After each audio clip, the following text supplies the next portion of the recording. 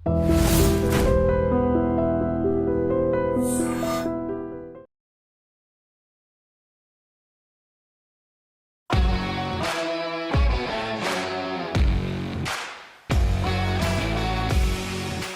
Viewers, welcome to A to Z with Awesome Aparna. ఈరోజు మనం mind and you సిరీస్లో family counsellor కల్పవల్లి గారితో ఉన్నాము. ఆవిడతో మాట్లాడదాం. నమస్తే అమ్మ. చెప్పు తల్లి. సో ప్రీ మ్యారిటల్ కౌన్సిలింగ్ గురించి, పెళ్ళికి ముందు టాపిక్స్ గురించి మాట్లాడుకుంటున్నాము. ఇంకొక ముఖ్యమైన టాపిక్ ఈరోజు మాట్లాడుకుందాం. అదేంటంటే, ఇది వినటానికి చాలా సరదాగా ఉన్నా కూడా పెళ్ళైన తర్వాత పెద్ద పెద్ద సమస్యలకు కారణం అవుతూ ఉంటుంది. మామూలుగా అబ్బాయిలు అమ్మాయిలకి గిఫ్ట్లు ఇవ్వడం చాలా కామన్. అది కూడా పెళ్ళికి ముందు ఇంప్రెస్ చేయడానికో లేదంటే ఇస్తారు. పెళ్ళైన తర్వాత పెద్దగా ఏమి ఇవ్వరు. ఇది పెళ్ళికి ముందు అబ్బాయి ఏదైతే చూపిస్తున్నాడో అదే పెళ్ళైన తర్వాత జీవితం అని అమ్మాయి కలలు కంటుంది. అదే ధ్యాసలో పెళ్ళి చేసుకుంటుంది. తర్వాత ఏమో తారుమారు అవుతుంది. మా ఆయన నన్ను సరిగ్గా చూసుకోవట్లేదు, మా ఆయనకి నా మీద ప్రేమ లేదు, మీరు పెళ్ళికి ముందు నన్ను మోసం చేశారు, ఇలా చాలా చాలా తిట్లు, శాపనార్థాలు, కోపాలు, తాపాలు అన్నీ వస్తూ ఉంటాయి కదా.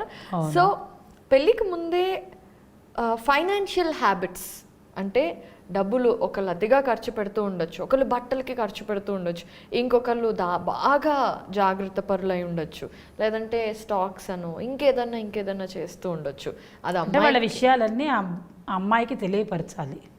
సో అదే ఫైనాన్షియల్ హ్యాబిట్స్ గురించి తెలుసుకోవడం అనేది ఎంతవరకు అవసరం, అసలు అడిగితే ఏమనుకుంటారు, ఇది కూడా ఇంపార్టెంటే కదా. ఈ పిల్ల ఏంటి బాగా డబ్బు మీద ఆశపడుతుందో అనుకోవచ్చు. అబ్బాయి అడిగితేనేమో వామ్మో వీడికి ఇప్పటి నుండే నా జీతం మీద కన్ను పడిందా అనుకునే వాళ్ళు కూడా ఉంటారు. అది ఇప్పుడు నువ్వు అడిగిన దానిలో 2 క్వశ్చన్స్ ఉన్నాయి తల్లి. కానీ మొట్టమొదటిగా ఏంటి అని అంటే, అరేంజ్డ్ మ్యారేజెస్లో అయితే ఒక పెళ్ళి అని అనుకోగానే ఒక 5-6 నెలలు ముహూర్తాల కోసం టైం తీసుకున్న స్పాన్ ఏదైతే ఉంటుందో ఆ మధ్యలో ఒక ఎంగేజ్మెంట్ అనేది ఒకటి జరుగుతుంది. అండ్ మోరోవర్ పెళ్ళి కుదిరింది అనగానే ఈ అమ్మాయి నా మనిషి అని అనుకుంటే, పూర్వకాలం వ్యవస్థలో ఏముండేదంటే వెళ్ళి అమ్మాయికి బొట్టు పెట్టేవాళ్ళు, తల్లిదండ్రులు బొట్టు పెట్టేవాళ్ళు.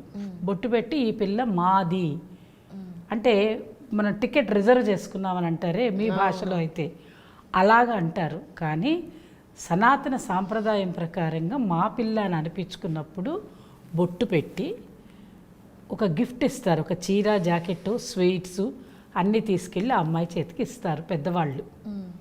అది కానుక. ఏమని కానుక అంటే, మనది, అమ్మాయి మాది అనిపించుకున్నామండి అని అంటారు. ఇది అన్ని రాష్ట్రాలలో ఒక్కొక్క రకంగా ఉంటుంది. ఒక్కొక్కళ్ళు ఒక్కొక్క దేశాచారం, కులాచారంలో చేసుకుంటారు. అప్పుడు ఏమవుతుందంటే వీళ్ళిద్దరూ మాట్లాడుకున్నప్పుడు వీళ్ళ ప్రేమని వ్యక్తపరిచేటప్పుడు అబ్బాయి అమ్మాయికి ఏదో ఒక గిఫ్ట్ ఇస్తాడు, ఏదో ఒకటి ఇస్తాడు. జనరల్గా గిఫ్ట్ అంటే ఏముండవండి, వాళ్ళు ఇచ్చేదాల్లో ఒక సెల్ ఫోన్ ఇస్తారు, లేదంటారా ఓ చిన్న నగను వాళ్ళకున్న స్థాహతని బట్టి ఇస్తారు. కొంతమంది అయితేనేమో ఓ గ్రీటింగ్ కార్డ్స్ ఇచ్చుకుంటారు. అలా వాళ్ళ లెవెల్స్ని బట్టి వాళ్ళు ఇచ్చుకుంటారు. అంతవరకే ఉంటుంది గిఫ్ట్ అంటే. అదే కనుక మీరు అడిగిన ప్రశ్నలో అయితే లవ్ మ్యారేజెస్ అనుకోండి, ఒక 4 ఏళ్ళలో 3 ఏళ్ళలో వీళ్ళు అనుబంధంగా ఉన్నారు అంటే బోల్డ్ అన్ని గిఫ్ట్లు తయారవుతాయి. వాడు రకరకాల గిఫ్ట్లు ఏంటి, వ్యాలంటైన్స్ డేకి ఒక గిఫ్ట్, తర్వాత మనం కలిసిన రోజు ఇది అని చెప్పి, తర్వాత ఇంకేదైనా కనిపించినప్పుడు ఇదిగో తీసుకో అని, జీతం పెరిగిందంటే ఏదైనా వాళ్ళిద్దరు ప్రేమగా తిరుగుతున్నప్పుడు రకరకాల గిఫ్ట్లని అప్పటి వరకు ఇస్తారు. వాళ్ళే పెళ్లి చేసుకున్న తర్వాత గిఫ్ట్లు ఇవ్వడానికి వీళ్ళ దగ్గర కథ ఉండదు, వీళ్ళు ఇచ్చుకోవడానికి ఇంట్రెస్ట్గా ఉండరు. అప్పుడు వచ్చే గొడవలు ఇవన్నీ. అయితే అది వేరు, ఇది వేరు. ఇక్కడ పెద్దవాళ్ళు కుదిర్చి వచ్చినటువంటి పెళ్లిలో ఇచ్చేటువంటి కానుకలు, పెళ్ళికి ముందు అబ్బాయి అమ్మాయి ఒకళ్ళొకళ్ళు తీసుకున్నప్పుడు అంతవరకు ఏంటంటే గిఫ్ట్ అనేది ఏంటంటే ఒకసారి ఇచ్చేది, సరదాగా ఒక కానుక ఇచ్చి నాకు నువ్వంటే ఇష్టము అని తెలియపరచడానికి ఒక సంకేతము. ఇది ఒక సంకేతం అంతే, నాకు ఇష్టం, నువ్వంటే నాకు ఇష్టం. అదే అమ్మాయి కూడా ఇవ్వచ్చు అబ్బాయికి. ఆ అమ్మాయి కూడా ఏదో తను ఒకవేళ జాబ్ చేస్తూ ఉండైతే తను ఏం చేస్తుంది, ఇప్పుడు ఈ రోజుల్లో సెల్ ఫోన్స్ ఇవ్వట్లేదులేమ్మా, ఎందుకంటే పుట్టినప్పటి నుంచి సెల్ ఫోన్లోనే బతుకుతున్నారు కాబట్టి. పూర్వకాలంలాగా సెల్ ఫోన్లు, ఇంకా కొన్ని రోజుల క్రితం అయితే అబ్బాయికి ఏం పెడతారండి అంటే వాచి ఉంగరం సైకిల్ అనేవాళ్ళు. ఇప్పుడు వాచి ఉంగరం సైకిల్ కూడా పోయింది. ఇప్పుడు అంతా పెద్ద పెద్ద వస్తువులని గిఫ్ట్లుగా ఇచ్చుకునే వ్యవస్థకి మనం వచ్చేసాము. ఇప్పుడు అబ్బాయికైనా అమ్మాయికైనా అంతే. కాబట్టి వాళ్ళకి ఏంటంటే ఇష్టపూర్వకంగా డ్రెస్సులు కొనుక్కోవడం, ఇంకా ఏదైనా కావాలనుకుంటే మహా అంటే మెడలకి ఏదైనా అమ్మాయిలకి అబ్బాయిలకి అయితే ఏదో రకంగా మీకు కావాల్సింది ఏదో తీసుకోండి అని కొనుక్కుంటాం. ఇది జస్ట్ ఒక గుర్తు కోసం దాచుకోవడానికి మాత్రమే.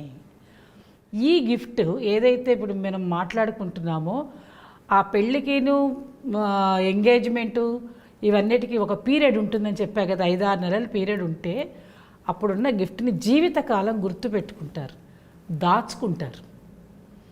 అంతే తప్ప ఇదేదో ఫైనాన్షియల్ విషయాలకు సంబంధించి నన్ను ప్రేమగా చూడలేదు అనే మాట ఈ అరేంజ్డ్ మ్యారేజెస్లో గిఫ్ట్లలో రాదు.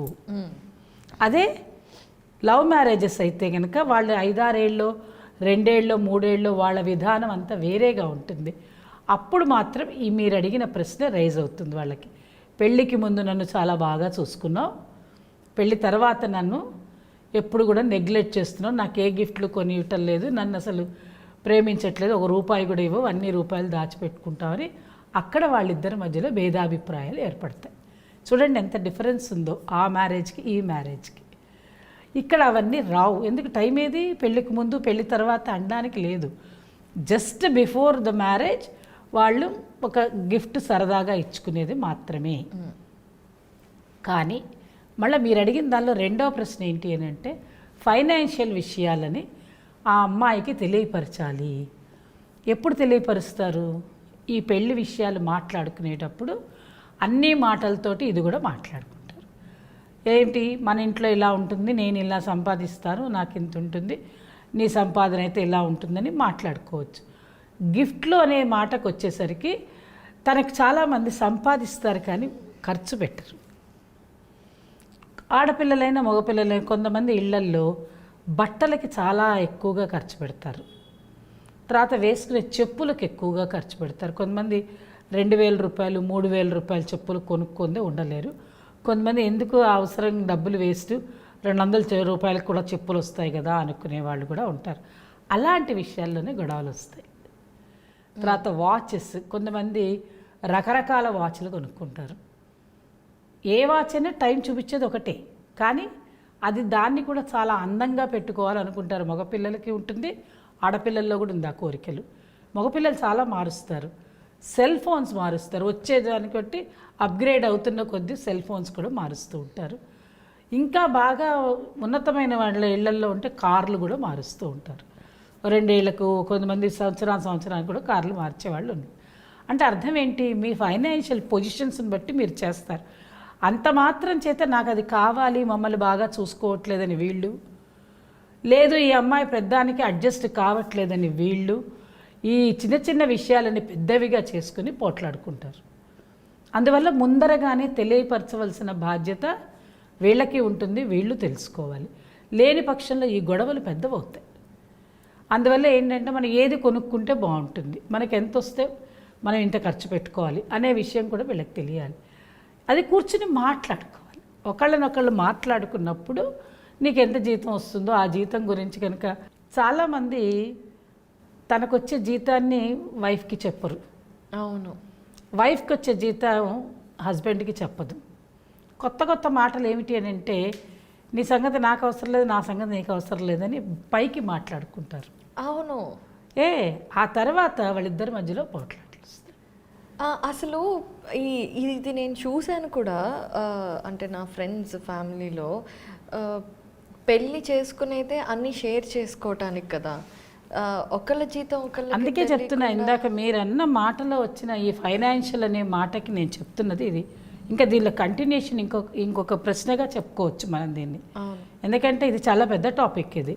అందువల్ల ఫైనాన్షియల్ విషయాలని షేర్ చేసుకోవాలి. మన దగ్గర ఏముంది, మనం ఎంత ఖర్చు పెడతాం, మనకి ఎలా ఉండాలి, మనం ఎలా అడ్జస్ట్ చేసుకోవాలి ఒకళ్ళనొకళ్ళు అనే విషయాలు చెప్పుకున్నట్టయితే ఏ గొడవలు రావు. నన్నేదో తక్కువ చూశారు, నన్నేదో ఎక్కువ చూశారు అనే మాటలు కూడా వీళ్ళిద్దరి మధ్యలో రావు, ఎటువంటి పొరపచ్చాలు రావు. మళ్ళీ నెక్స్ట్ ఎపిసోడ్లో ఏం చెప్తానంటే అసలు వీళ్ళిద్దరి మధ్యలో భేదాభిప్రాయం ఎందుకు వస్తాయి, వీటిని ఎలాగా ఫైనాన్షియల్లీ ప్లానింగ్ ఎలా చేసుకోవాలి. తప్పకుండా. అసలు మనం పెళ్లి తర్వాత వచ్చే భేదాభిప్రాయాల గురించే బోల్డ్ అని టాపిక్స్ చేయాలి. ఈ ఫైనాన్షియల్స్కి సంబంధించి అయితే పెళ్ళికి ముందు ఇవి ఖచ్చితంగా డిస్కస్ చేసుకోవాలి. డిస్కస్ చేస్తున్నప్పుడు ఎదుటి మనిషిని జడ్జ్ చేయడం కాకుండా ఓపెన్గా రిసీవ్ చేసుకోవడం అనేది చాలా ఇంపార్టెంట్ అనే విషయాన్ని చెప్పారు. Thank you so much.